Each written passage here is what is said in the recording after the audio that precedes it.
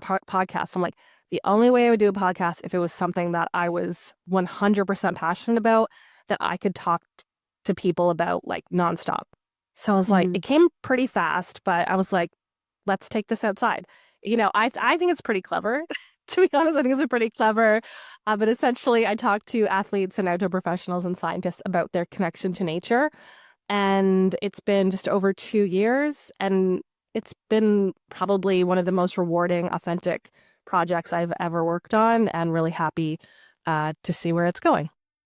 And I highly encourage, obviously, all of our listeners to go check it out. And so, what we're going to do right now is we're going to dive into the different kinds of guests that Marianne has had on the show.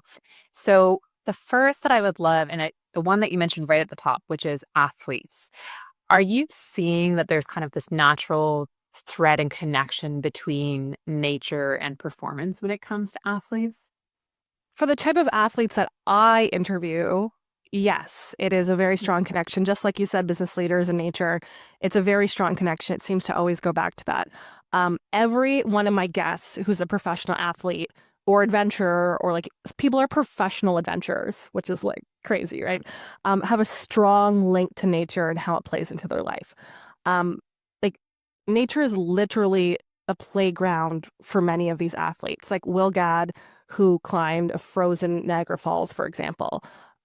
Lindsay Webster, she's a Spartan world champion, a skyrunning world champion. She literally spends all of her time outside.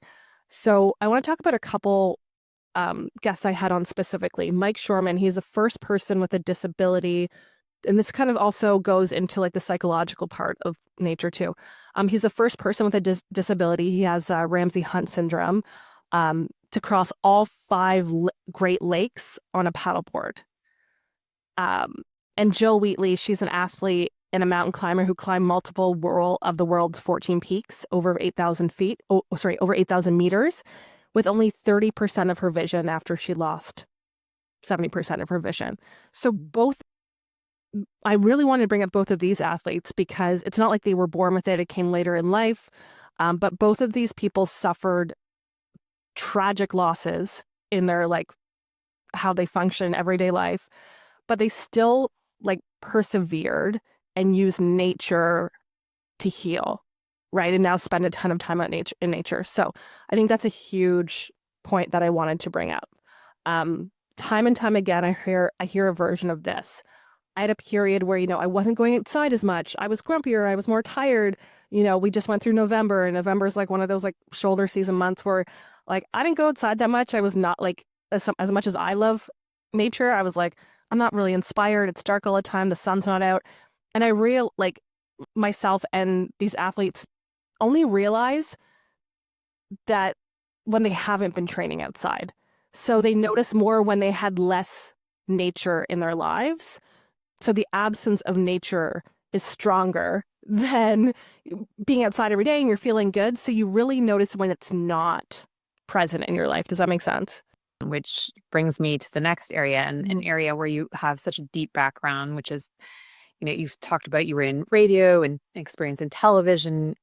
When you're speaking to journalists and they are talking about the environment, they're talking about nature, has there been any common threads that you have learned as to how we need to approach it in that space and how to report on it to share that information so that we can make those educated decisions?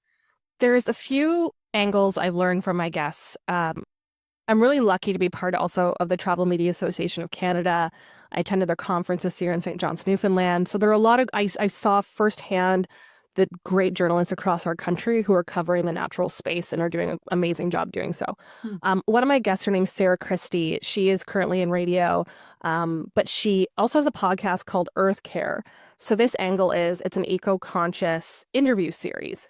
And we'll talk about later and how I know you have we want to talk about like the angle of how the media is putting things out, right? But she did a great interview about Hands Off the Greenbelt in Ontario, where the provincial government is actively destroying the environment.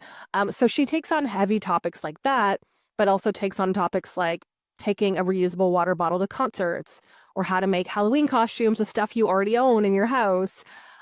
There's also like the journalist weather angle of that too. Kyle Britton, he's a freelance journalist. He worked for the Weather Network, and now he documents high impact weather events across Western Canada.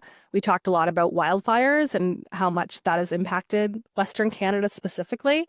Mhm. And one of my favorite guests, a different angle on this, is Deanne Whelan. She makes documentaries. She completed the land and water trails of the 24,000-kilometer Trans-Canada Trail. She's the first person and woman to do so. Along the way, she talks about the importance of connecting to Indigenous communities throughout Canada and respecting the land. So there's also that angle that I think a lot of journalists are doing a great job at.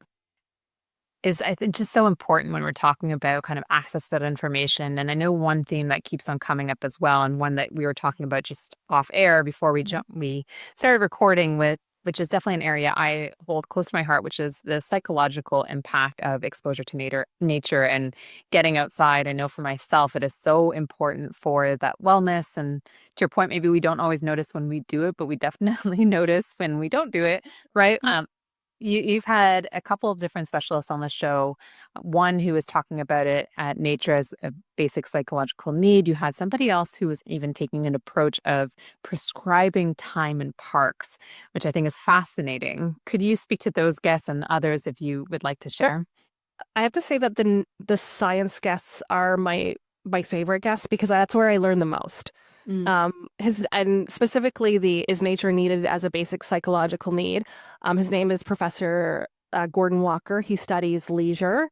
Like, how cool is that? He loves canoeing, right? Including that important question. So I had actually go back to this episode because I just needed to remember specifically the four needs for nature. And it dives more into it, but I wanted to bring up these four. Mhm. Competence, for example, the ability to go into nature, test our competence, like going rock climbing, canoeing. What are we capable of in a safe manner? A quest for tranquility, which I think you probably achieved in Utah, where you just went, Mhm. where we go to nature to escape from. So, like work, problems, bad relationships, something about natural settings that is very calming. He also mentioned natural stimulation. So, from an evolutionary perspective, parts of nature that we inherently find calming, like forest bathing, for example. I'm not sure if you've done it, but it's a totally different way of looking at nature and experiencing nature. Social affirmation is we want to go with loved ones, reinforce our values, find connection. Um, yeah, that's also part of it too, right? Is like going with people that we love or want to connect to further. And the park prescriptions is from Dr. Melissa Lem. And this is a thing. It's called park prescriptions, where doctors can prescribe nature to deal with things like anxiety, for example. And this really kind of came out in COVID, right? Where we were all just like stuck inside. On the website of Park Prescriptions, it says side effects may include living longer, increased energy, I think this is pain reduction, better mood. And so you're like, how do you even prescribe nature? Like, what does that even, like, are you just giving them a tree? Like, what does that mean? So it means they can actually, it depends on where they are in Canada, but they can offer like Parks Canada passes. And I think in Ottawa, they can, prescribe a Museum of Nature pass or local museum passes, for example. So there are lots of great people who are able to like prescribe nature and help us experiencing it in a different way and from a psychological standpoint. And it makes me think too that there are so many different business opportunities on all of that of, Mm, offering these as services. And certainly that's where the core of our messaging for the resilience report sits is from that business lens. So you've also had, I would say, hybrid episodes too, where people are also big into sports, but then they're also business leaders. Where have you seen that crossover in terms of businesses weaving in sustainability or the environment into their core values and purpose? I think there's a lot of outdoor brands who do this very, very well. Hannah Parrish, she's at Aura Ring, which if you don't know what that is, that's like a health tracking app, but it's a ring, so it tracks like your sleep and your health metrics and your activity metrics. And I've met Hannah in person. She is an extraordinary human being. So she works for Aura, but she also has a strong love for mountain biking and cycling. She's an advocate for getting other women into cycling. and she volunteers on the Trails and Active Transportation Committee in Collingwood, spreads the word of nature and activity. So I think it's a common theme throughout these outdoor active businesses that I feel like I don't know if it's actually part of like when they're hiring you, but I feel like it's like mandatory to enjoy activity and physical activity outside to work at these places, right? Or you're not really going to enjoy it.